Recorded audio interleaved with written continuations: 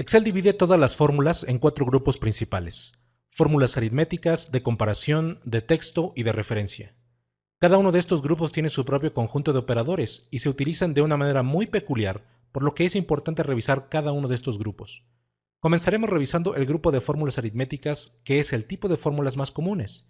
Estas fórmulas son el resultado de valores numéricos y operadores matemáticos que nos ayudan a realizar algún tipo de cálculo como la suma o la resta. En esta tabla puedes observar la lista de operadores aritméticos de Excel. Hagamos una revisión rápida de las operaciones más básicas. En la celda G1 y G2 tengo los valores 4 y 2 que utilizaré para construir mis fórmulas aritméticas. Comenzaré por la suma de ambos valores que se encuentra en la celda G4 y que da como resultado el valor 6. Enseguida tenemos la resta con la fórmula G1 menos G2 obteniendo como resultado el valor 2. La multiplicación de G1 por G2 nos da como resultado 8. Y finalmente la división de G1 entre G2 nos da el valor 2. Estas son las operaciones aritméticas más básicas que podemos realizar con Excel. Ahora revisamos el resto de los operadores aritméticos. La negación es también conocida como el complemento lógico. Si un valor es positivo, la negación lo convertirá en negativo y viceversa. En la celda G9 haré la negación de la celda G1 y como resultado obtendré el valor menos 4. En la celda G10 puedo aplicar la negación sobre el resultado de la celda G9 para obtener un valor positivo. Otro operador aritmético en Excel es la exponenciación, que la expresamos utilizando el carácter circunflejo. Todos sabemos que 2 al cuadrado es 4, y lo podemos expresar en Excel utilizando la fórmula 2, símbolo circunflejo, 2, que nos da el resultado correcto. Puedo cambiar esta fórmula para obtener 2 al cubo, que lo expresamos usando la fórmula 2 circunflejo 3 y obtendremos el valor 8. He dejado el porcentaje al final porque en aritmética el símbolo de porcentaje no es un operador. Sin embargo, en Excel se le trata como si fuera un operador porque implica una división. Siempre que colocamos un número seguido del símbolo de porcentaje, Excel realiza automáticamente una división entre 100. Por ejemplo, si coloco la fórmula igual 50 y luego el símbolo de porcentaje, obtengo como resultado el valor 0.5. Si en la misma celda coloco solamente el valor 50%, sin el símbolo igual, Excel muestra en la celda 50%, pero le asigna un formato de porcentaje. Si cambio el formato de la celda a general, observarás que la celda tiene en realidad un valor numérico de 0.5, que es el equivalente al 50%. Solo recuerda que al utilizar el símbolo de porcentaje, Excel hará automáticamente una división entre 100. Ahora pasemos al segundo grupo de fórmulas, que son las fórmulas de comparación. Debo cambiar a una hoja diferente donde tengo otra tabla con la lista de los operadores de comparación. Este tipo de operadores nos ayudan a comparar dos valores para saber si son iguales o si son diferentes, o si alguno es mayor o menor que el otro. Podemos imaginarnos a los operadores de comparación como una respuesta a una aseveración que hacemos a Excel, y Excel nos responde si la aseveración es verdadera o falsa. En las celdas G1 y G2 tengo dos valores, los cuales voy a comparar en la celda G4. Para hacerlo coloco la siguiente fórmula: símbolo de igual, G1 igual a G2, con lo cual estoy asegurando que ambos valores son iguales, pero Excel revisa el contenido real de ambas celdas y me responde que eso es falso. De esta manera puedo saber que ambas celdas tienen diferentes valores. Por el contrario, en la celda G5 utilizaré el operador diferente de, colocando la siguiente fórmula: el símbolo de igual, G1, diferente de G2, y de esta manera estoy asegurando que los valores en ambas celdas son diferentes, y Excel responde que mi aseveración es verdadera, ya que efectivamente los valores son diferentes. Ahora observa lo que sucede al cambiar el valor de la celda G2 por G4. El operador de igualdad ahora es verdadero, indicándome que las dos celdas tienen un valor igual. Y por el contrario, el operador diferente de devuelve el valor falso, lo cual me indica que los valores no son diferentes, sino que son iguales. Ahora analicemos los operadores que me permiten verificar si un valor es mayor que otro.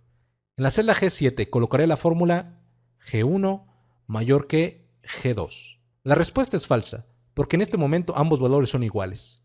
Pero probemos con el operador mayor o igual que en la celda G8, escribiendo la fórmula G1 mayor que, símbolo de igual, G2.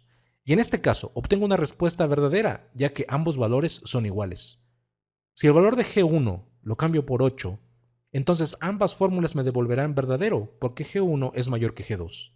Pero si coloco el valor de G1 en 0, entonces obtendré una respuesta falsa, ya que G1 no es mayor que G2. Las cosas funcionan de manera similar para el operador menor que. En la celda G10 colocaré la siguiente fórmula: G1 menor que G2. Y en la celda G11 colocaré la fórmula G1 menor o igual que G2. En este momento, el resultado para ambas fórmulas será verdadero, porque efectivamente G1 es menor que G2. Si cambio el valor de G1 a 4, entonces solo la segunda fórmula es verdadera, porque es la fórmula que considera la igualdad. Si finalmente modifico el valor de la celda G1 por 8, entonces ambas fórmulas tendrán el valor falso, porque G1 es mayor que G2. Los operadores de comparación son de mucha importancia para las funciones lógicas de Excel, como la función SI. Por lo tanto, cuando lleguemos a ese tutorial, recordaremos de nuevo a los operadores de comparación. Mientras tanto, pasemos al tercer grupo de fórmulas de Excel, que son las fórmulas de texto. Para las fórmulas de texto, solo tenemos el operador de concatenación, que está representado por el símbolo ed, que mayormente es conocido con el nombre ampersand, que es su nombre en inglés. El objetivo de este operador es unir dos cadenas de texto. Por ejemplo, en la celda G1 y G2 tengo dos palabras que deseo unir, y utilizaré la siguiente fórmula: símbolo de igual, G1 concatenado con G2. Como resultado obtendré una cadena de texto formada por las dos palabras anteriores. En este ejemplo he unido el valor de dos celdas, pero asimismo puedo concatenar otras cadenas de caracteres a estos dos valores. Por ejemplo, puedo insertar un espacio entre las dos palabras utilizando la fórmula G1 concatenada con un espacio en blanco que está rodeado por dos dobles comillas y concatenado con el valor de la celda G2. De esta manera tengo las dos palabras separadas por un espacio en blanco. También puedo concatenar otra cadena de texto al final de la última palabra. Como ejemplo, escribiré la siguiente fórmula: G1 concatenado con G2 seguido por el texto .com. El operador de concatenación será de mucha utilidad al momento de trabajar con cadenas de texto en Excel. Ahora revisemos el último grupo de fórmulas, que son las fórmulas de referencia, donde tenemos tres operadores: rango, unión e intersección. Los operadores de referencia nos ayudan al momento de trabajar con direcciones de celdas, especialmente cuando deseamos incluir muchas celdas en nuestros cálculos. Para explicar estos operadores utilizaré la función suma, pero recuerda que los operadores de referencia pueden ser utilizados con cualquier otra función de Excel y no necesariamente para la suma. Empezaré recordando que la suma me permite sumar los valores de las celdas especificadas como argumentos de la siguiente manera: suma, abro paréntesis, E1, E2, E3, F1, F2, F3, paréntesis. Con esta fórmula estoy sumando los valores de la columna E y la columna F. El construir esta fórmula no representa mucho problema porque solo debo especificar 6 celdas, pero si tuviera que indicar 50 o 100 celdas, entonces me tomaría un tiempo considerable escribir esta fórmula. Cuando tenemos un grupo de celdas adyacentes que forman un recuadro, es posible indicar ese grupo de celdas utilizando el operador rango. Este operador se usa junto con la dirección de la esquina superior izquierda y la esquina inferior derecha del recuadro de celdas a considerar. Por ejemplo, para sumar las columnas E y F, puedo escribir la siguiente fórmula: símbolo de igual, la función suma, abro paréntesis, E1, dos puntos, F3, paréntesis.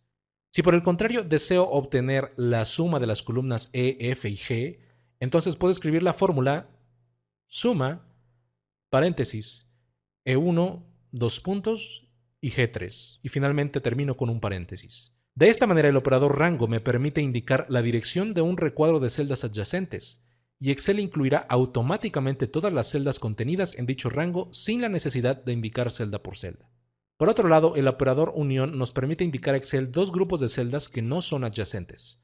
Por ejemplo, si deseo sumar el total de la columna E y el total de la columna G, puedo indicar ambos rangos de celdas separados por una coma de la siguiente manera. Introduzco la función suma, paréntesis, E1, dos puntos, E3, coma, G1, dos puntos, G3, paréntesis. Es muy importante recordar que si tu equipo tiene la configuración regional de España, el operador de unión será el punto y coma. Finalmente, el operador intersección, que es un espacio en blanco, buscará y devolverá solo aquellas celdas que son comunes a dos rangos que han sido especificados.